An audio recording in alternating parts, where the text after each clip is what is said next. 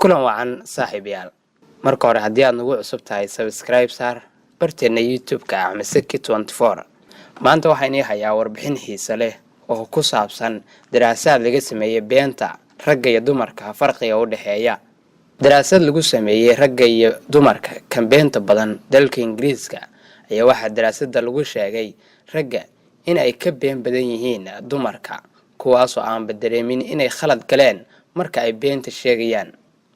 daraasaddan ayaa la sheegay in raggu ay ka been sheegis badan yihiin marka loo fiiriyo dumarka kuwaas oo aan dareemaynin ayaa lagu yiri daraasadda inay khalad galeen marka ay been sheegayaan cilmi baarayaasha ayaa ogaaday in ragga Britain ay isku celcelis ahaan inay maalintii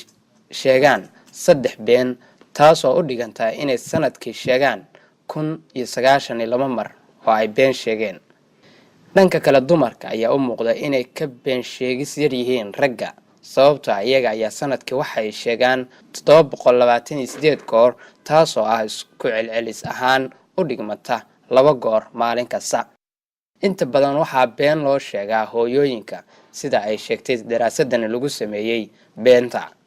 boqolkiiba 25 ragga ayaa been u sheega hooyooyinkooda halka ay dumarka ay ka yar yihiin boqolkiiba 20 boqolkiiba 10 ayaa sheegay in ay lamaanahooda been u sheegeen balse haddana marka dhanka kale loo eego ragga ayaa xaaskooda been badan u sheega marka la barbar dhigo tan dumarka ay seegeeda ay u sheegto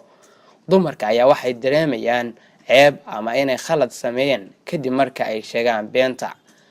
waad ku mahadsantiin la socoshada warbixinteenan saaxiibayaal kulan wacan ayaan hawadina ka leeyahay mar kale ha ilaawinina inaad subscribe dhahdaan barteena youtube-ka ee Masaki 24 si aad markaas aad noola socotana click si gambaleelka yar